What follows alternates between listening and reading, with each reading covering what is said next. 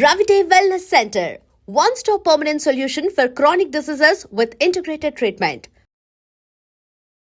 Hello బర్నీ sir, నమస్తే అండి. ఎలా ఉన్నారు? సూపర్ అండి. మీరు సూపర్, ఆల్వేస్ ఎనర్జీ. నిజంగానే ఇక్కడ పెట్టి చెప్తున్నా. Sir thank you sir. నిజంగా ఎంతో మంది యంగర్ జనరేషన్స్కి కానీ ఎంతో మంది యాక్టర్స్కి కానీ ఒక బెస్ట్ ఇన్స్పిరేషన్. మెయిన్ లీడ్గా ఎలా చేయొచ్చు, విలన్గా ఎలా చేయొచ్చు, ఎక్సలెంట్ ఆర్టిస్ట్గా ఎలా చేయొచ్చు అనేది బెస్ట్ ఎగ్జాంపుల్ సార్. చాలామంది సీరియల్స్కి వెళ్తే హీరోలు ఎవరు అంటారు, హీరోగా ఉంటే మళ్ళీ సీరియల్స్కి వెళ్తే మళ్ళీ ఆపర్చునిటీ రాదంటారు. విలన్గా చేస్తే అమ్మో మెయిన్ లీడ్ చేసి విలన్గా ఏంటి అని అడుగుతారు. విలన్గా చేసిన తర్వాత మళ్ళీ మెయిన్ లీడ్ చేయరేమో అంటారు. అందరికీ కూడా స్టాంపింగ్ దింపేశారు సార్ మీరు ఒక బ్రాండ్గా. అంటే ఇన్స్పిరేషన్ అనే మాట మనం అది వాడచ్చో వాడకూడదో తెలియదు కానండి. టీవీ వరకు అయితే నేను ఒక మాట చెప్తానండి. ఒక్కొక్కరికి కెరీర్ ఒక్కొక్కరికి స్టార్ట్ అవుతుంది. ఒకరికి నెగిటివ్ క్యారెక్టర్స్ స్టార్ట్ అవుతుంది, కొంతమందికి హీరోస్తో స్టార్ట్ అవుతుంది. టీవీ అనేంత వరకు పలానా వ్యక్తి హీరో మెటీరియల్ అని మనం చెప్పలేము. మనం వేరే మూవీస్కి అయితే మనం చెప్పగలం ఏ ఉన్నాడు రా అని చెప్పి అంటాం. కానీ టీవీ వరకు ఒక సరైన క్యారెక్టర్ పడిపోయిందంటే మీకు ఒక 5-6 ఇయర్స్ వరకు మీకు అది తీసుకెళ్ళిపోతుంది. ఒక ప్రాజెక్ట్లో మంచి నేమ్ వచ్చిందంటే పట్టుకెళ్ళిపోతుంది అది. బట్ నాకేమైపోయిందంటే స్టార్టింగ్ కెరియర్లో అది ఒక హీరోని రీప్లేస్ చేయడం వలన వచ్చిన ఆఫర్ ద్వారా నేను హీరోగా ఎంటర్ అయ్యాను. బట్ నేను హీరో మెటీరియల్లో కాదో నాకు నిజంగా అప్పుడు తెలియదు. నాకు బట్ హీరో మెటీరియల్ కాకపోయినా మరి హీరో క్యారెక్టర్ చేసేసానేమో నేను. లైక్ ఫస్ట్ ప్రాజెక్ట్ నా కెరీర్ స్టార్ట్ అవడే మా టీవీ నుంచి స్టార్ట్ అయింది. అది విజ్ఞాన్ రత్తయ్య గారు ప్రాజెక్ట్, అది మా టీవీ సెల్ నా ఫస్ట్ ప్రాజెక్ట్. అది చూసి సెకండ్ ఈటీవీలో కూడా హీరోని మళ్ళీ రీప్లేస్ చేయడం వల్ల మళ్ళీ దాంట్లో కూడా హీరోగా ఎంటర్ అయ్యాను మళ్ళీ. సో ఈ 2 పాజిటివ్ క్యారెక్టర్స్ చేస్తున్నప్పుడు జస్టిల్లో నుంచి కాల్ వచ్చిందండి నాన్న సీరియల్కి. ఆ 2 సీరియల్స్ చేస్తున్నంత వరకు నేను ఏదో వెళ్తుంది అంటే నన్ను అందరు ఆర్టిస్టులు కథ ప్రొడక్షన్స్ కలిపి తీసుకెళ్తున్నారు తప్ప నేను ఒక ఆర్టిస్ట్ అని చెప్పి నాకు కాన్ఫిడెన్స్ అది లేదు అప్పటికి. బట్ వేరేజ్ నాన్న సీరియల్ చేసిన తర్వాత మీకు జస్టిల్లో సీరియల్స్ అన్ని చూడండి, అంటే మిగిలిన సీరియల్స్కి జస్టిల్లో సీరియల్స్కి చాలా డిఫరెన్స్ ఉంటుంది. మీకు డైలాగ్ డిక్షన్ కానీ, మీకు స్క్రీన్ ప్లే కానీ, సీన్ టేకింగ్ కానీ మీకు డిఫరెంట్గా ఉంటుంది. So I got opportunity to work with Murali, చాలా మంచి డైరెక్టర్ ఆయన. ప్లస్ మీకు గుణం గంగరాజు గారి కథలు ఎలా ఉంటాయి మీకు తెలుసు కదా. It's a wonderful character and ఆడియన్స్లోకి చాలా బాగా వెళ్ళింది ఆ క్యారెక్టర్. నాన్నలో నా క్యారెక్టర్ పేరు కూడా భరణియే. సో ఈ ప్రియాంక స్టార్ట్ అయిన తర్వాత ఈ నానా సీరియల్ వచ్చేటప్పటికి ఏమైందంటే అప్పటికే టీవీలో చాలా ఎక్స్పీరియన్స్ ఉన్న ఆర్టిస్ట్ తోటి నేను వర్క్ చేసే అవకాశం కలిగింది. లైక్ ప్రియాంక వచ్చేటప్పటికి హరిత గారు, సుమనశ్రీ గారు, ఫాతిమా బాబు గారు, నీరజ, అంటే వీళ్ళు ఏంటంటే సీన్ ఇస్తే తినేస్తారు. సో అలాంటి ఆర్టిస్ట్ కౌశిక్ అండ్ శ్రీరాజ్, వీళ్ళందరూ అప్పటికే కౌశిక్ చాలా సీరియల్స్ చేస్తున్నాడు. కౌశిక్ అప్పుడు పెద్ద హీరో కౌశిక్ టీవీకి. సో వీళ్ళందరితో అవకాశం చేసే యాక్ట్ చేసే ఆపర్చునిటీ దొరకడం వల్ల ఏమైందంటే నాకు వాళ్ళ నుంచి కొన్ని నేర్చుకోగలిగాను నేను. సో అది నాకు నాన్నకు వచ్చేటప్పుడు హెల్ప్ అయింది. నాన్న వచ్చేటప్పుడు కూడా చిన్న ఆర్టిస్టులు కదా, అనితా చౌదరి అండ్ నవీన్, వాళ్ళు అప్పటికి బాగా, ప్రీతి అమీన్, సో వీళ్ళందరూ కూడా అప్పటికి బాగా వెల్ ఎస్టాబ్లిష్డ్ అయిపోయారు వాళ్ళు. సో నానా సీరియల్కి చేసిన తర్వాత బయటికి వెళ్ళిన తర్వాత ఆడియన్స్ గుర్తుపట్టడం స్టార్ట్ చేశారు. సో ఎప్పుడైతే మనకి బయటకు వెళ్ళినప్పుడు ఫొటోస్ మనతో దిగుతుంటారో ఒక తెలియని కాన్ఫిడెన్స్ మన డెవలప్ అవుతుంది మనకి. సో ఓకే, మనల్ని మనం చేస్తున్న పెర్ఫార్మెన్స్ జనాలకు నచ్చుతుందని చెప్పి నాన్న ఇంకా ఎయిర్లో ఉంది, వెళ్తుంది, టెలికాస్ట్ అవుతుంది. ఆ టైంలోనే జెమినీకి చీలాసో స్రవంతి అనే సీరియల్ గురించి ఒక మెయిన్ లీడ్కి వాళ్ళు ప్రొడక్షన్ హౌస్ సెర్చ్ చేస్తున్నారు. సో నాన్నది ఎప్పుడైతే వీళ్ళు చూసి ఈ రిఫరెన్స్ తోటి వాళ్ళు దాంట్లో అంటే ఆడిషన్ తీసుకుని ఇచ్చారు character. But చీలాసో Sravanthi 1 week telecast అండి. ఆ క్యారెక్టర్ 1 వీక్లోనే ఆడియన్స్లోకి చాలా బాగా వెళ్ళింది. అదే అంట నేను గుడ్ ఆర్టిస్టా బ్యాడ్ ఆర్టిస్టా తీసి పక్కన పెడితే ఒక ఆర్టిస్ట్కి ఒక క్యారెక్టర్ రావడం అనేది ఆపర్చునిటీ. ఇది ఇక్కడ గుడ్ ఆర్టిస్ట్ లేడు, బ్యాడ్ ఆర్టిస్ట్ లేడు. ఆర్టిస్ట్కి అలాంటి క్యారెక్టర్స్ రావడం నిజంగా ఆపర్చునిటీ. నిజంగా ఇవన్నీ స్టార్స్, టీవీ ఆర్టిస్టులు అందరూ మంచి ఆర్టిస్టులే అండి. ద థింగ్ ఈస్ ఆ క్యారెక్టర్స్ అన్న కానీ పడితే వాళ్ళకి ఒక మైలేజ్, బ్రహ్మాండమైన మైలేజ్ వస్తుంది. మీకు చూడండి కొన్ని ఇప్పుడు ఆర్కే నాయుడు అంటే మొగల్ రేకులు, అంటే టీవీస్లో వీళ్ళు ఏంటంటే ఎరా వెళ్తుంది అది. అలాగే నిరుపంకి కార్తీక దీపం, వీళ్ళకి ఒక సీరియల్ అంటే వాళ్ళు మొత్తం మారిపోతాయి, డైమెన్షన్స్ అన్నీ మారిపోతాయి మీకు. అలాగే నా వరకు వచ్చేటప్పటికి చీలాసో స్రవంతి అది నిజంగా నేను నేను ఎప్పుడు కూడా చాలా హ్యాపీ ఫీల్ అవుతాను. అంటే రీసెంట్ టైమ్స్ లో కూడా నేను బయటకి 90s కిడ్స్ అందరికీ కూడా చాలా ఫేవరెట్. ఇప్పటికీ అందరూ కూడా ఎవరైనా చీలాసో స్రవంతి గురించి మాట్లాడతారు. ఆర్టిస్ట్ గా నేను మాట్లాడుకోవాలంటే చీలాసో స్రవంతి ముందు తర్వాత మాట్లాడుకోవాలి. సార్, ఈ ఫిలిం అండ్ సీరియల్స్, ఈ యాక్టింగ్ కి బిఫోర్ గా అసలు బాటమ్ బాన్ ఎక్కడ, ఫ్యామిలీ బ్యాక్గ్రౌండ్ ఏంటి? నేను పుట్టింది రామచంద్రపురం అండి. స్కూలింగ్ అంతా నియర్ వైజాగ్, చెన్నైలో కూడా చదువుకున్నా. Father actually government employee, but my bad luck ఒక ఆయన సర్వీస్లో ఉండగానే 52 years అప్పుడు చనిపోయారు. అప్పుడు ఆయన ఉన్నంత వరకు నాకేం రెస్పాన్సిబిలిటీస్ అవి లేవు. తర్వాత నేను మదర్, తర్వాత నా వేరే ప్రొఫెషన్స్, ఆ తర్వాత 2003కి ఇంట్లో నాకు ఒక అన్నయ్య చెల్లి. సో డెఫినెట్గా ఇండస్ట్రీ కంటే ఎవరు ఒప్పుకోరు కదా, ఏం బాగానే ఉంది కదా నువ్వు ఇప్పుడు ఈ ప్రొఫెషన్లో ఉన్నప్పుడు బాగానే ఉన్నావు కదా, మళ్ళీ అది వేరే ప్రొఫెషన్ ఎందుకు సెలెక్ట్ చేసుకున్నాను అని చెప్పి. యాక్టింగ్ అన్నది నాకు చిన్నప్పటి నుంచి నా డ్రీమ్ కాదు. యాక్టింగ్ అన్నది నేను ఆర్టిస్ట్ అవ్వాలని చెప్పి కోరిక కూడా నాకు లేదు. నేను వైజాగ్లో ఉన్నప్పుడు స్లిమ్ జిమ్లో వీ యూస్ టు ప్రాక్టీస్, జిమ్కి మార్నింగ్ వెళ్ళేవాళ్ళం. అదే జిమ్లో ప్రభాస్ గారు, ఆ టైంలో ప్రభాస్ గారు అక్కడే ట్రైన్ అయ్యేవారు. మన గౌతమ్ బ్రహ్మానందం గారు అబ్బాయి, ఎంఎస్ నారాయణ గారు అబ్బాయి, వీళ్ళందరూ కూడా అక్కడే వచ్చేవారు. వాళ్ళతో పాటు ఇంకొంతమంది ఆర్టిస్టులు కూడా వచ్చేవారు. అంటే వీళ్ళందరూ కూడా బాగా మాట్లాడేవారు. సో ఒక డిస్కషన్ జరుగుతున్నప్పుడు నేను అప్పుడు నేను 100 అబోవ్ ఉండేవాడిని, వెయిట్ 110 kgs ఉండేవాడిని పవర్ లిఫ్టింగ్ కొట్టిన తర్వాత.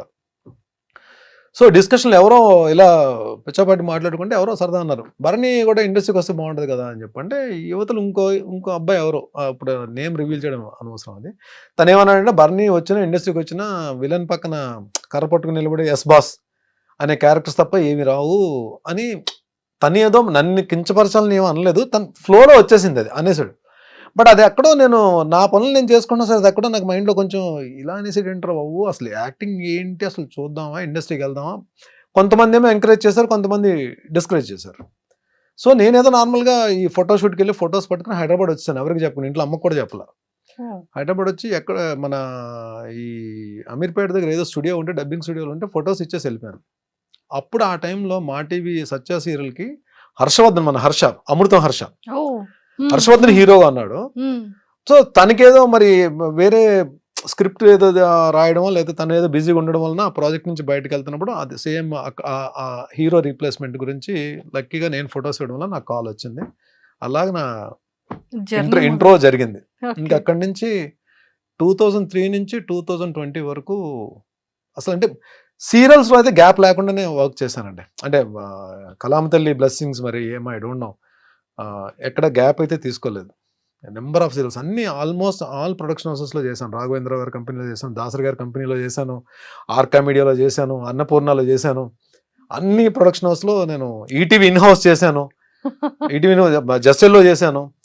సో ఆల్మోస్ట్ అన్ని ప్రొడక్షన్ హౌసెస్లో చేశాను. అలాగే లక్ ఏంటంటే దాసరి గారితో ఆయన డైరెక్షన్లో వర్క్ చేసే అవకాశం దొరికింది. మైథలాజికల్ ఏమో రాఘవేంద్ర గారి డైరెక్షన్లో వర్క్ చేసే అవకాశం దొరికింది. అలాగే ఇప్పుడు మూవీస్లో బోయపాటి గారు, హరీష్ శంకర్ గారు, బాబీ గారు, రీసెంట్ ఆల్మోస్ట్ అందరూ డైరెక్టర్ లేరు, చేయని యాక్టర్ లేరు, ఒక్క నాగార్జున గారు తప్ప. నాగార్జున గారితో చేసే అవకాశం రాలేదు. ముందు రోజుల్లో అది కూడా వచ్చేసేమో, ఎవరు చెప్పారు, చూస్తాం మేము కూడా. సూపర్. అండ్ సార్, 5 years ఎందుకు గ్యాప్ తీసుకున్నారు అనేది పక్కకు పెడితే, ఈ 22 years మీ సక్సెస్ఫుల్ జర్నీలో ఆల్మోస్ట్ 45,000+ ఎపిసోడ్స్, అంటే 70+ సీరియల్స్. అలా 70+ సీరియల్స్ అంటే అన్ని మనం మెయిన్ లీడ్ చేయలేదులేండి. అంటే చిన్న చిన్న characters, important characters, cameo role అన్ని చేశాను, క్యారెక్టర్ ఆర్టిస్ట్ గా, negative roles. But main lead, main villain, anti heroes గా చేసినవి ఆల్మోస్ట్ ఒక 35 to 40 ఉంటాయి. మిగిలినవన్నీ కూడా క్యారెక్టర్ ఆర్టిస్ట్ గా చేశాను. ఈవెన్ ఫాదర్ క్యారెక్టర్స్ చేశాను. లాస్ట్కి వచ్చేటప్పటికి మీకు ఏది ప్రేమ్నగర్ అన్నపూర్ణ స్టూడియోస్, అది ఫాదర్ క్యారెక్టర్ కానీ మెయిన్ లీడ్ అది. తర్వాత అమ్మ కోసం జెమిని మెయిన్ లీడ్, కథలో Rajakumari main lead, Punnaga main lead. అంటే ట్రూ. ఎండ్లో కూడా చేసినవి అంటే మెచ్యూరిటీ ఉన్న క్యారెక్టర్సే కానీ బట్ మెయిన్ లీడ్ క్యారెక్టర్సే చేశాను నేను. సూపర్. అసలు ఇలా అవుతుండగా అంటే సీరియల్ నుంచి స్టార్ట్ అయింది కదా సార్ మీ జర్నీ. ఫిలింలో ఎలా స్టార్ట్ అయింది? ఫస్ట్ ఫిలిం ఏంటి మీది? సో ఇది చెప్పాలండి, నా పని నేను చేసుకుని వెళ్తున్నా.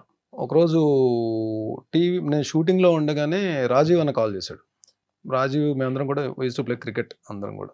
రాజీవ్ అన్న కాల్ చేసి ఎక్కడున్నారా మీరంతా అని చెప్పంటే ఇంకా 2-3 సరే మేము ఎలా అని చెప్పంటే మేము ఫిలిం సిటీలో షూట్ చేస్తున్నాము యమదొంగ సినిమాకి, తారక్ హీరో యమదొంగ. సో నేను ఒక 3-4 కొన్ని క్యారెక్టర్స్కి ఒక 4 పేర్లు నేను సజెస్ట్ చేశాను. అంటే వాళ్ళకి కూడా కావాలి, కొంచెం ఫెమిలియర్ ఫేసెస్ కావాలి. సో సజెస్ట్ చేశాను, మీరు ఒకసారి ఫిలిం సిటీకి రండి అని చెప్పాను. కానీ షూటింగ్ ప్యాకప్ అయినా మేము వెళ్ళాం. వెళ్తే ఫస్ట్ టైం రాజమౌళి గారిని కలవడం. సో రాజీవ్ అన్న మమ్మల్ని ఇంట్రడ్యూస్ చేశాడు. చూసిన తర్వాత అన్ని క్యారెక్టర్లకి కో డైరెక్టర్ గారు మమ్మల్ని ఓకే చేస్తారు. నాది అందులో మోహన్ బాబు గారు రాజీవ్ కాంబినేషన్. రాజీవ్ అన్న ఇంద్రుడు, నేను వాయుదేవుడు. ఒక ఎపిసోడ్ ఉంటుంది, పెద్ద ఎపిసోడ్ ఉంటుంది, అది యముడు ఇంట్రో తోటి ఎపిసోడ్ ఉంటుంది. ఫస్ట్ టైం అంటే బిగ్ స్క్రీన్ కి వెళ్ళి రాజమౌళి గారితో వర్క్ చేసే అవకాశం. ఫిలిం డైరెక్షన్ రాజమౌళి గారితో స్టార్ట్ చేశారు. సో మొత్తానికి ఆ యమదొంగ సినిమా చేసి వచ్చాం. అంటే మంచి క్లోజులు పడ్డాయి. అప్పుడు క్లోజ్ పడితేనే హ్యాపీ కదా, మనకు ఒక సెపరేట్ క్లోజ్, బయటకు వచ్చి నాకు క్లోజ్ పడిందని చెప్పి. ఇది ఫస్ట్ ఎక్స్పీరియన్స్. అయితే సెకండ్ ఎక్స్పీరియన్స్ ఏమవుతుందంటే మనకి, అంటే టీవీని నేను తక్కువ చేయలేదండి. టీవీని ఎప్పుడు నెగ్లెక్ట్ చేయలేదు. టీవీ నాకు అన్నం పెట్టింది, టీవీ నాకు గౌరవం ఇచ్చింది, టీవీ నాకు సెలబ్రిటీ హోదా ఇచ్చింది, టీవీ నాకు ఫైనాన్షియల్ ఫ్రీడమ్ ఇచ్చింది, టీవీ నాకు అవార్డ్స్ తెచ్చిపెట్టింది, టీవీ నాకు ఒక రకంగా నన్ను ఒక మెట్టు పైకి తీసుకెళ్ళింది నాకు. సో టీవీయే నాకు జనాల్లో గుర్తింపు ఇచ్చింది, టీవీయే ఈవెన్ బిగ్ డైరెక్టర్స్ దగ్గరికి డోర్స్ ఓపెన్ అయ్యేటట్టు చేసింది. సో నేను వెళ్ళే ప్రాసెస్లో అంటే అటు మంచి ఉంటుంది, చెడు ఉంటుంది. మళ్ళీ వేరే సినిమా నుంచి కాల్ వచ్చింది, వేరే మూవీ నుంచి కాల్ వచ్చింది. అంతే కదా, మనం మంచి ఎగ్జైట్ అయిపోయి వెళ్ళిపోతాం కదా. వెళ్ళిపోయి టైమింగ్స్ కొనుక్కున్నాం, వెళ్ళిపోయాం. అప్పుడు నాకు కార్ కూడా లేదు, నేను బైక్ 2 వీలర్ మీద వెళ్ళేవాడిని. సో 2 వీలర్ మీద వెళ్ళిపోయి వాళ్ళు చెప్పిన లొకేషన్కి, అప్పుడు మనకి ఈ స్మార్ట్ ఫోన్స్ లేవు కదా, లైక్ అంటే 2000 స్మార్ట్ ఫోన్స్ లేవు, నార్మల్ ఫోన్సే. కనుక్కొని కోఆర్డినేటర్ పట్టుకుని లొకేషన్కి వెళ్ళిపోయాను. లొకేషన్కి వెళ్ళిపోయి వాళ్ళు ఒక యూనిఫామ్ ఇచ్చారు, యూనిఫామ్ వేసేసుకున్నాను. ఫస్ట్ టైం నేను పోలీస్ ఆఫీసర్ అని చెప్పి ఒక చిన్న ప్రౌడ్ తోటి లొకేషన్లోకి ఎంటర్ అయ్యాను. హాల్లోకి ఆశీష్ విద్యార్థి కాంబినేషన్ అని చెప్పన్నారు. అప్పటికి ఆశీష్ విద్యార్థి బాగా మూవీస్లో బాగా వస్తున్నారు ఆయన. లోపలికి వెళ్ళేటప్పటికి ఒక 200 మంది పోలీస్ ఆఫీసర్స్ ఉన్నారండి. నా అలాగే యూనిఫామ్ వేసుకుని అందరూ ఉన్నారు. నాకేం అర్థం కాలే ఒక్క నిమిషం. సో నన్ను కొంచెం ఫిట్గా ఉన్న వాళ్ళని, కొంచెం ఆ యూనిఫామ్ కరెక్ట్గా క్యారీ చేసే వాళ్ళని కొంతమందిని, ఒక 30 మందిని సెలెక్ట్ చేసి ఫస్ట్ 3 లైన్స్లో నిలబెట్టారు. నేను 3rd లైన్లో ఉన్నా. ఒకసారి కెమెరా అలా వెళ్ళినప్పుడు సినిమా చూస్తే నా ఫేస్ తెలిసే లోపల కెమెరా వెళ్ళిపోతుంది. మళ్ళీ బ్యాక్ నుంచి ఒక షాట్ వెళ్తుంది. 2 షాట్లు ఉంటాయన్నమాట మొత్తం సినిమాలో. సో నేను వచ్చి షార్ట్లో నిలబడిన తర్వాత నేను ఈ క్యారెక్టర్ చేయనని చెప్పలేను నేను. సో నేను డిసైడ్ అయిపోయాను. So we have to experience it, we have to face it. అక్కడికి వచ్చిన తర్వాత నేను చేయనండి అని చెప్పడం కూడా కరెక్ట్ కాదు. వాళ్ళ ఆ తక్కువ టైంలో వేరే అంటే ఆ వర్డ్ కూడా నాకు నచ్చదు. జూనియర్ ఆర్టిస్ట్ అనడం కూడా నాకు నచ్చదు. జూనియర్ ఆర్టిస్ట్ కూడా వాళ్ళు కూడా ఆర్టిస్ట్లే. నేను ఆ జూనియర్ అనే పేరు వాడడం కూడా నాకు నచ్చదు. Even I respect them. నేను వాళ్ళు నిజంగా వాళ్ళతో చాలా గౌరవంగా, చాలా పద్ధతిగా మాట్లాడతాను లొకేషన్స్ కూడా. అక్కడ వాళ్ళు కూడా నన్ను బాగా ఇష్టపడతారు నన్ను, ఎందుకంటే చాలా మందితో వర్క్ చేశాను కదా నేను. వాళ్ళు కూడా ఇష్టపడతారు. సో ఏమైపోయిందంటే లంచ్ బ్రేక్ వచ్చేటప్పటికి బయటకు వెళ్తే మొత్తం ఈ 300 మందితో లైన్లో నిలబడి ప్లేట్ పట్టుకుని వెళ్ళాలి, ఉంటుంది కదండి. So I had lunch. నాకు ఎక్కడో ఒకటి నేను చేసింది కరెక్టా రాంగా ఒక తెలియని జడ్జిమెంట్లో ఉన్నాను. అలాగనే వెళ్ళలేను. బట్ నా మనసుకు నేనే సమాధానం చెప్పుకున్నా, నో, ఇది జరగాలి, నువ్వు అన్నీ ఫేస్ చేయాలి ఇండస్ట్రీకి వచ్చిన తర్వాత. మేబీ నేను కొన్ని రోజులు అప్పుడు ఎంతండి రెమ్యునరేషన్స్, నా స్టార్టింగ్ రెమ్యునరేషన్ 1500 1250 అండి నా ఫస్ట్ సీరియల్కి. సెకండ్ సీరియల్కి 1250 నుంచి 1700కి వెళ్ళి ఉంటాను. నిజంగా అప్పుల్లో 2003లో. తర్వాత చిలాసో స్రవంతి తర్వాత నేను అడిగిన రెమ్యునరేషన్ ఇచ్చారు తప్ప, అప్పటి వరకు చిలాసో స్రవంతి తర్వాత నేను అడిగిన రెమ్యునరేషన్ ఇవ్వడం స్టార్ట్ చేశారు. అంతవరకు వాళ్ళు ఏ రెమ్యునరేషన్ అడిగితే రెమ్యునరేషన్ మాత్రం నేను ఎప్పుడు డిమాండ్ చేయలేదండి. అది చాలా మంది ప్రొడక్షన్ హౌస్లో నేను చాలా కంఫర్ట్గా వాళ్ళు చెప్పిన టైంకి వెళ్ళేవాడిని. వాళ్ళు ఏ టైంకి వెళ్తే వాళ్ళు ఏ టైంకి వచ్చి తెల్లారుజామున సార్ డబ్బింగ్ చెప్పేసి నేను డబ్బింగ్స్ ఫినిష్ చేసి నా వల్ల మాత్రం ఎప్పుడు ఏ ప్రాబ్లం కూడా ఏ ప్రొడక్షన్ హౌస్కి క్రియేట్ చేయలేదు. అండ్ వాళ్ళు చాలా మంది చెప్పారు కూడా నాకు. సో అది ఎక్స్పీరియన్స్. అది బ్యాడా గుడ్డా తీసి పక్కన పెట్టండి. మనం అక్కడికి వెళ్ళిన తర్వాత we have to face it. So ఏదైనా సరే అంతే, మనం ఒకసారి తెలియకుండా ఒక దాంట్లోకి వెళ్తాం. మనం అక్కడికి వెళ్ళిన తర్వాత పశ్చాత్తాపడడం కన్నా you face it, you experience it, you enjoy it. అది అలాగే 2-3 జరిగిన ఇన్సిడెంట్స్ ఉన్నాయి. బట్ స్టిల్ దాని తర్వాత నాకు దాసరి గారి కాంపౌండ్లోకి వెళ్ళడం, తూర్పు పడమర సీరియల్లో చూసి ఇంకా ఆయన ఇమీడియట్గా మేస్త్రి సినిమా అప్పుడు చేస్తున్నారు. ఆయన ప్రొడక్షన్ హౌస్, సురేష్ కృష్ణ గారు డైరెక్షన్, భాషా డైరెక్టర్, రజనీకాంత్ గారు భాష చేసిన డైరెక్టర్ ఆయన. తూర్పు పడమరలో నా ఇది చూసి ఆయన మేస్త్రిలో విలన్గా తీసుకున్నారు. అలాగా దాసరి గారి కాంపౌండ్లోకి ఎంట్రీ జరిగింది. బట్ దాసరి గారు మాత్రం నేను ఈ ఇంటర్వ్యూ పరంగా ఇంటర్వ్యూ ద్వారా ఆయన ఆత్మకి శాంతి చేకూరాలని చెప్పి నేను కోరుకుంటున్నాను. బట్ ఎంతమందిని డైరెక్టర్స్ని ఇచ్చారు, ఎంతమంది ఆర్టిస్టులు ఇచ్చారు, లెజెండ్స్ని ఇచ్చారు ఆయన కాంపౌండ్ నుంచి వచ్చిన వాళ్ళు. అలాంటి వ్యక్తి భరణి టీవీలో చూసి భరణిని తీసుకెళ్ళి ఆయన మూవీస్లో ఆయన ఉన్నప్పుడు నేను ఎంటర్ అయిన తర్వాత ఆయన చేసిన 4 సీరియల్స్లో మెయిన్ క్యారెక్టర్స్ ఇచ్చారండి. ఆయన ప్రొడక్షన్ హౌస్ నుంచి వచ్చిన 3 సినిమాల్లో కూడా క్యారెక్టర్స్ ఇచ్చారు. పరమవీర్ చక్ర క్యారెక్టర్ ఇచ్చారు, యంగ్ ఇండియా క్యారెక్టర్ ఇచ్చారు, మేస్త్రి మెయిన్ విలన్ ఇచ్చారు. Super sir. అంటే నిజంగా దానికి కావాల్సినటువంటి లక్షణాలన్నీ ఉంటే ఒక ఆర్టిస్ట్ని ఎంత మంచి క్యారెక్టర్ అయినా అతను ఇవ్వడానికి రెడీ. True, super. అండ్ మేస్త్రి ఫస్ట్ ఫిలింలో మంచి మెయిన్ విలన్ క్యారెక్టర్. సార్ ఎలా అనిపించింది ఆ స్క్రీన్ షేరింగ్ కానీ హీరోతో?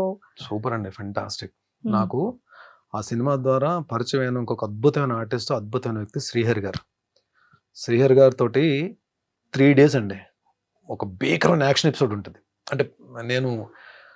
అంటే ఎలా ఉందంటే దెబ్బ తగిలిందా, పడ్డానా, ఏం చేసానో తీసి పక్కన పెడితే ఇక్కడ ఇంతకు మించి మనం ప్రూవ్ చేసుకోవడానికి ఒక ప్లాట్ఫామ్ మనకు దొరకదు అని ఆలోచన తప్ప వేరేదేం లేదు. అందులో మీకు చాలా తక్కువ మంది ఆర్టిస్టులు ఈ యాక్షన్ దీంట్లో పర్ఫెక్ట్ టైమింగ్తో ఉంటారు. అంటే పంచ్ పడిపోద్ది మన మీద అన్నట్టు ఉంటుంది తప్ప ఇక్కడికి వచ్చి అవుతుందండి పంచ్ నిజంగా తగిలినట్టు ఉంటుంది. మనకి మూవీస్లో చూస్తే దానికి స్పెషల్ ఎఫెక్ట్స్ వేయకపోయినా సరే పంచ్ మనకు పడిపోయినట్టు ఉంటుంది. అలా ఉంటుంది శ్రీహరి గారి టైమింగ్. మెగాస్టార్ చిరంజీవి గారు ఒకరు, శ్రీహరి గారు ఒకరు, కొంతమంది చాలా తక్కువ మంది హీరోస్ అండి ఆర్టిస్ట్లో. మనకి ఆర్ఆర్ లేకపోయినా స్పెషల్ ఎఫెక్ట్స్ లేకపోయినా నార్మల్గా ఏమీ లేకుండా చూసిన సరే పంచ్ తగిలేసినట్టు ఉంటుంది. అంటే అంత టైమింగ్లో ఉంటుంది అలా యాక్షన్ ఇది. ఆ యాక్షన్ సీక్వెన్స్లో శ్రీహరి గారు ఒక మాట చెప్పారు, చాలా మంచి ఫైట్ జరుగుతుంది, వెళ్ళి పడిపోతే కట్ అని చెప్పి వచ్చేసారు నా దగ్గర శ్రీహరి గారు. నా తెలంగాణ యాస ఉంటుంది కదా, తమ్ముడు అని చెప్పి తమ్ముడు అని మాట్లాడి, ఇది మీ కెరీర్ ఇప్పుడే మీరు స్టార్ట్ చేస్తున్నారు కెరీర్. సో ఎలా ఉంటుందంటే మీ దీంట్లో మీలాంటిది అంటే మీ కెరీర్ స్టార్టింగ్లో ఎవరికైనా సరే ఆలోచన ఎలా ఉంటుందంటే మనం ప్రూవ్ చేసేసుకోవాలని ఉంటుంది. ఈ ఆలోచన, ఈ తపన ఉంది దీంట్లో. మీరు సరౌండింగ్స్ చూసుకోరు. ఇప్పుడు చూడు, నేను వచ్చి ఆయన ఏంటంటే ఇక్కడ పడ్డావు కాబట్టి సరిపోయింది, ఇక్కడ పడితే చూడని చూపిస్తే అక్కడ ఏముందంటే 2 మేకులు ఉన్నాయన్నమాట. అంటే వెళ్ళి పడితే హెడ్ తగిలిందంటే అయిపోయింది, నీ కెరీర్ అయిపోయింది. ఇక్కడతో నీ కెరీర్ అయిపోతుంది Bharani. This what you want. అంటే మనం అమ్మా నాన్నలకి మనం చెప్పుకుని, మన పేరెంట్స్కి కానీ మన బ్లడ్ రిలేషన్ కానీ చెప్పుకుని ఒక చోట వర్క్ చేసినప్పుడు ఎన్నో ఆశలు పెట్టుకుంటారు. బట్ ఇలాంటిది మనం ఎస్పెషల్లీ యాక్షన్ సీక్వెన్స్ అప్పుడు నువ్వు పడేటప్పుడు వీళ్ళు కూడా ఇక్కడ అందరూ ఉంటారు, కానీ ఎవరు వర్క్లో వాళ్ళు బిజీ ఉంటారు, అన్నీ చూసుకోవాలని లేదు, మనమే చూసుకోవాలి జాగ్రత్తగా అని చెప్పి ఒక 5 minutes క్లాస్ తీసుకున్నారు ఆయన. అంటే ఇవన్నీ అంటే నాకు కెరీర్ స్టార్టింగ్లో ఇలాంటి అడ్వైజ్లు అన్నీ కూడా నాకు చాలా హెల్ప్ అయ్యాయి. నాకు ట్రూ, నిజంగా ఇంత మంచి యాక్టర్కి ఏదైనా అయ్యుండుంటే, దెబ్బ తగిలి ఉండుంటే, ఫేస్ కి ఏదైనా అంటే మంచి యాక్టర్ చెడ్డ యాక్టర్ తెలియదు కానీ దెబ్బ తగిలి ఉంటే మాత్రం డెఫినెట్ ప్రమాదం. అంటే ఆ సినిమాలో ఇద్దరితో పెద్ద యాక్షన్, మోహన్ బాబు గారితో యాక్షన్ సీక్వెన్స్. అంటే ఆ స్టార్టింగ్ లోనే పెద్ద ఆర్టిస్టులతోటి అంటే యాక్ట్ చేసే అవకాశం దొరికింది. ప్లస్ గురుగారు దాసరి గారి డైరెక్షన్లో. సూపర్. అండ్ సార్ బాహుబలిలో కూడా చేశారు. యాక్చువల్లీ ప్రభాస్ గారు మీరందరూ కలిసి జిమ్ చేసేవాళ్ళు. స్టార్టింగ్ ప్రభాస్ గారు స్టార్టింగ్ అంటే ఒకటే జిమ్ కలిసి, అంటే అదే టైంలో మేము చేస్తున్న టైంలో ఆయన ప్రభాస్ గారు కూడా వచ్చేవారు. But same gym, slim gym లోనే ఆయన కూడా వచ్చేవారు. Same gym.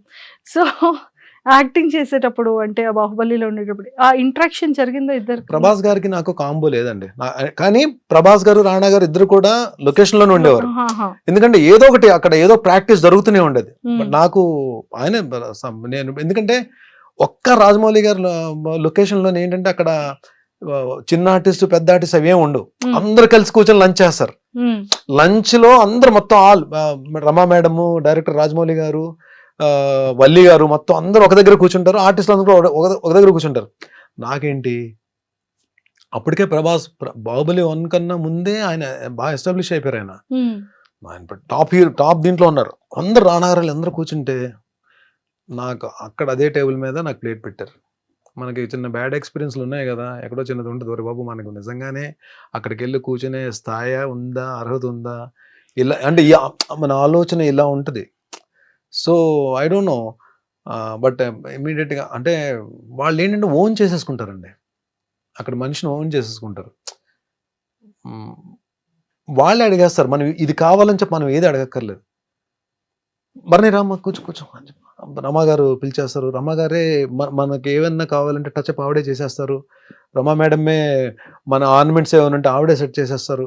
అసలు మనం ఇది కావాలి, ఇది ఏంటి మన మిర్రర్లో కూడా చూసుకోవాల్సిన అవసరం లేదు.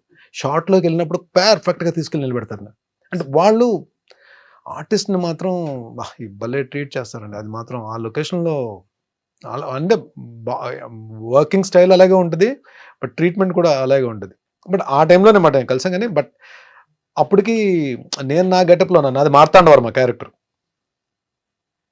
ప్రభాస్ నన్ను చూసి ఆయన ప్రభాస్ గారు గుర్తుపట్టుంటారు. బట్ నేను ఎప్పుడు అక్కడ ఒక 3 days 4 days ఆయన వచ్చున్నారు ఆయన లొకేషన్కి. బట్ నేను కలిసి మన ఇద్దరం స్లిమ్ జిమ్లో కలిసి వర్క్ చేసాం అని చెప్పి నేను ఛాన్స్ తీసుకొని చెప్పలేదు నేను.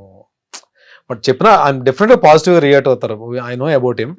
బట్ నాకేందుకంటే నేను ఫస్ట్ టైం అంత పెద్ద దీంట్లో రమ్యకృష్ణ గారు, నాజర్ గారు, సత్యరాజ్ గారు వీళ్ళందరూ కాంబినేషన్ ప్లస్ ఒక 500 మంది జూనియర్ ఆర్టిస్టులు వీళ్ళందరితో కలిసి అది ఎపిసోడ్ కదా నాది. నా టెన్షన్లో నేను ఉన్నాను. ప్లస్ ఎందుకంటే నేను ఈ మూవీ యమదొంగకి రాజీవ్ అన్న రిఫరెన్స్ తోటి వెళ్ళాం కాబట్టి ఆ క్యారెక్టర్ ఏం తీసుకోలేదు. బట్ దీనికి ఆడిషన్ ఆయనే చేశారు. ఆయన ఆఫీస్కి పిలిచి ఆయన హోమ్ థియేటర్లో కూర్చుని మొత్తం డోర్స్ అని వేసేసి ఆడిషన్ తీసుకున్నారు రాజమౌళి గారు ఆ క్యారెక్టర్. తెలుగు తమిళ్ 2 డైలాగ్స్ చెప్పాలన్నమాట. అంటే సేమ్ డైలాగ్స్, తెలుగు వెర్షన్ ఒక షాట్, తమిళ వెర్షన్ ఒక షాట్. ఆ టెన్షన్ తమిళ డైలాగులు కూడా ఉన్నాయని చెప్పి ఆ దీంట్లో ఉండేవాడిని కాబట్టి ఎవరిని పెద్ద పలకరించి నా పనిలో నేను ఉండేవాడిని అనమాట. But it was a great experience working with Rajamouli sir. కలాం తల్లి. నెక్స్ట్ ఫిలిమ్స్ లో రాజమౌళి సార్ నెక్స్ట్ అంత మనం రాజమౌళి గారి సినిమాలో 2 సినిమాలు చేసాం కానీ మన కాల్ వచ్చేస్తుంది అనుకుంటే అది పొరపాటు అండి. అది ఎవరో లక్, ఎవరు మావాడు శేఖర్ కదా, పేరే ఛత్రపతి శేఖర్ అని పెట్టారు. అంటే రాజమౌళి గారి మూవీస్ లో మాక్సిమం ఉంటాడు. శేఖర్ కి లక్ ఉంటది కానీ అందరు ఆర్టిస్టులకి అలా రాదు, అంటే రిపీట్ చేయడానికి రాదు. But one thing I'm sure about that, ఈ క్యారెక్టర్ కి భరణి పనికొస్తాడు అంటే అది ఒక సీన్ క్యారెక్టర్, ఒక షాట్ క్యారెక్టర్, భరణి పనికొస్తాడు అని చెప్పి ఆయన కనిపిస్తే మాత్రం ఎక్కడున్నా పట్టుకెళ్తారు. సార్ నిజంగా డైరెక్టర్స్ మైండ్ లో అంతమంది యాక్టర్స్ ఎలా ఉంటారు సార్ ఆ మైండ్ లో? అంతే, అది మనం అంతే, అదొక few people are like walking encyclopedia అంతే. సూపర్.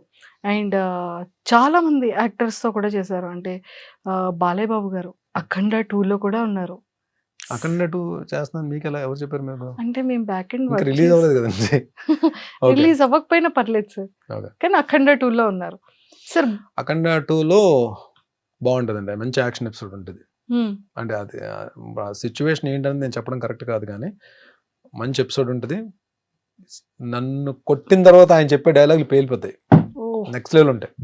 అంటే ఆ మూమెంట్ ఉంటుంది. ఆయన బాలయ్య గారు బోయపాటి గారు అంటే మీకు డైలాగ్స్ ఎలా ఉంటాయో తెలుసు కదా, మామూలుగా ఉండదు అది.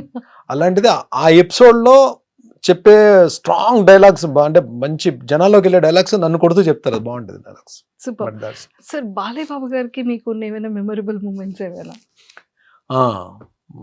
బాలయ్య బాబు గారికి అరే నాకు మామ కాదు కాదు. బాలయ్య బాబు గారు యాక్చువల్లీ నేను ఆయనతో డిక్టేటర్ అనే మూవీ వచ్చింది శ్రీవాస్ గారి డైరెక్షన్లో. నేను ఆయనతో క్యారెక్టర్ చేశాను కానీ అది నా అదృష్టం వల్ల ఏంటో అది ఎడిటింగ్లో క్యారెక్టర్ లేచిపోయింది. ఒక రెండు మూడు షార్ట్స్లోనో ఒక మ్యాక్సిమం 5 షార్ట్స్లోనో ఉంటాను నేను. అప్పుడే బాలయ్య బాబు కొంచెం పరిచయం. బాలయ్య ఆయన ఎనర్జీ లెవెల్స్ అంటే ఆన్ స్క్రీన్ మీకు చూసింది చాలా తక్కువ అండి. ఆఫ్ స్క్రీన్ కూడా చాలా ఎనర్జెటిక్గా ఉంటారు ఆయన. సో లొకేషన్లో మార్నింగ్ 6:30 6:45 ఫస్ట్ షాట్. వీళ్ళు ఏంటంటే ప్లాన్ చేసుకుంటారు కదా యాక్షన్ సీక్వెన్స్లు అన్నప్పుడు. ఆర్టిస్టులు అందరూ ఉన్నప్పుడు, అంతమంది ఆర్టిస్టులు ఉన్నప్పుడు కొంచెం టైం టేకింగ్ ఎక్కువ ఉంటుంది కదా. బట్ ఈవెన్ దో వాళ్ళు 7:30 ఫస్ట్ షాట్ పడితే ఏమవుతుందంటే వాళ్ళకి వర్క్ ఫాస్ట్ అవుతుంది. సో 7:30 అనేటప్పటికి మనం ఏమనుకుంటాం మామూలుగా, ముందు వేరే షార్ట్స్ తీసి తర్వాత హీరో గారు వచ్చిన తర్వాత ఫస్ట్ షార్ట్ 7:30కి ఆయన షార్ట్ పడుతుంది బాలయ్య గారు. అంటే ఆయన ఏంటి 6కి ఎంతకు వచ్చేయాలి కదా. ఈయన 6కి వచ్చేస్తారని చెప్పి మనం కాంబినేషన్లో ఉంటాం. ఏ షార్ట్ పడతారో తెలియదు కదా. మనకు ఒక టైం చెప్పేస్తారు 6:45 విత్ మేకప్ అని చెప్తే మనం ఫిలిం సిటీలో షూటింగ్ అంటే ఇక్కడ 5కి బయలుదేరాలి. ఎన్ని రోజులు నేను ఒక్క 2 minutes అయినా ఆయనకన్నా ముందుందో అని ట్రై చేసిన. లాస్ట్ వర్కింగ్ డే ముందు రోజు ఏంటో ఆయన కారు కరెక్ట్గా ఎంటర్ అవుతుంది ఫిలిం సిటీలోకి, ఆయన వెనక నేను ఎంటర్ అయ్యాను. అదొక రోజు అంటే అచీవ్ చేయగలిగాను అనమాట. అంటే అట్లీస్ట్ ఆ కార్ని కొంచెం వెళ్ళగలిగాను. ఆయన బాబోయ్ నెక్స్ట్ లెవెల్ అండి బాబు. పంక్చువాలిటీ కానీ ప్లస్ ఇంకోటి మనం యాక్షన్ సీక్వెన్స్లు కానీ బాగా చేసి టైమింగ్లో చేస్తే ఆయన చాలా బాగా మెచ్చుకుంటారు. నాకు దీంట్లో కొన్ని రిస్కీ షాట్స్ ఉంటాయి, అంటే రోప్ షాట్స్ అవి ఉంటాయి. అది లక్కీగా ఏంటంటే అంతమంది మనకి ఎలా ఉంటుంది మన మైండ్ సెట్, అంతమంది ఆర్టిస్టులు వెయిట్ చేస్తున్నప్పుడు, ఇంత ప్రొడక్షన్ హౌస్, ఒక పక్క ఫైట్ మాస్టర్స్, ఒక 2 కెమెరాస్, వీళ్ళందరూ ఉన్నప్పుడు మనం ఒక సింగిల్ టేక్ చేయకపోతే మన గురించి అందరూ మళ్ళీ వెయిట్ చేయాలి. మనకు అది ఒకటి ఉంటుంది కదా మైండ్లో. లక్కీగా ఒక రిస్కీ షాట్ సింగిల్ టేక్లో అయిపోయింది. ఇమీడియట్గా బాలయ్య అన్నారా? Super sir. అంటే ఒక యాక్టర్కి ఇలాంటి నెగిటివ్ క్యారెక్టర్స్ వచ్చేటప్పుడు ఇది చెప్పడం మర్చిపోయాను. మనం యాక్షన్ సీక్వెన్సెస్లో అలాంటి రిస్కీ షాట్స్ మనం చెయ్యాలి. మనం కెమెరా ముందు నిలబడి డైలాగ్స్ చెప్పడం కూడా కాదండి. ఇప్పుడు ఈ రోజు రేపు మనకి అంటే ఆల్మోస్ట్ ఈవెన్ ఓటీటీ ప్లాట్ఫామ్ కానీ, ఈ మా బిగ్ స్క్రీన్స్ కానీ, పెద్ద హీరోస్ చేస్తున్నప్పుడు ఎక్కడో జరిగే యాక్షన్ సీక్వెన్స్లో పడతాం మనం వెళ్ళి. సో కదా, ఈ యాక్షన్ సీక్వెన్స్లో పడినప్పుడు రిస్కీ షాట్స్ చేయడానికి మనం అమ్మో ఈ షాట్ నేను చేయలేను అన్నాం అనుకోండి, అక్కడ డూప్ని పెట్టి చేయించవచ్చేమో, కానీ నెక్స్ట్ మూవీ మళ్ళీ మనకు కాల్ రాదు. What it you have to risk there. అక్కడ రిస్క్ చేయాలి.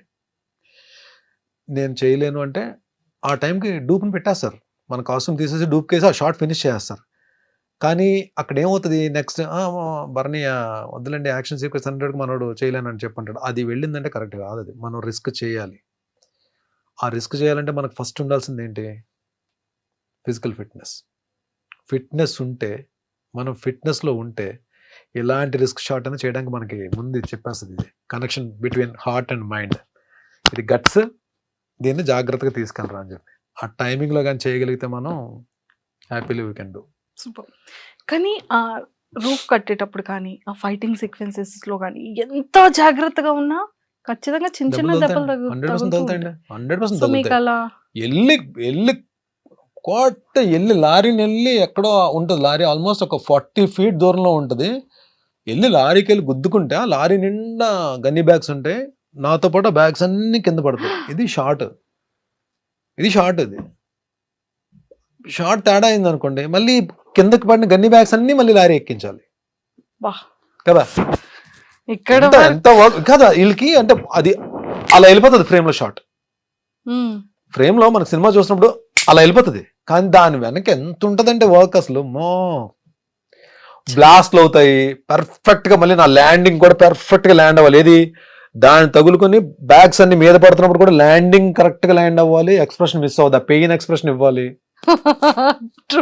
ఇంతలో పెయిన్ ఎక్స్ప్రెషన్ ఇవ్వాలి. At the same time dust అంతా పడుతుంటది, కింద నుంచి బ్లోయర్స్ తో కొడుతుంటారు. మళ్ళీ కింద నుంచి బ్లోయర్స్ తో కొడుతుంటారు కదా డస్ట్ కి. ఆ డస్ట్ నోట్లోకి వెళ్తుంటది, ముక్కులోకి వెళ్తుంటది, కళ్ళలోకి వెళ్తుంటది. స్టిల్ ఇక్కడ అంటే ఈవెన్ మనం హీరోస్ నిజంగానే వాళ్ళు చేసే యాక్షన్ సీక్వెన్స్ మనకు అలా వెళ్ళిపోతాయి, కానీ ఫైట్ చేస్తారంటాం. కానీ రియల్లీ దే వర్క్ హార్డ్ అండి. True. రియల్లీ అంటే చాలా పేషెన్స్ ఉండాలి. వాళ్ళు నిజంగా మెగాస్టార్ గారు ఆ ఊరికనే మెగాస్టార్ అవుతారండి. అందరూ కూడా వెంకటేష్ గారు, పవర్ స్టార్ కానీ వీళ్ళందరూ కూడా, తారక్ వీళ్ళందరూ కూడా అంటే నిజంగానే వాళ్ళ పేషెన్స్ కానీ, వాళ్ళంతా ఫోకస్డ్గా వర్క్ చేసే విధానం కానీ, దే లవ్.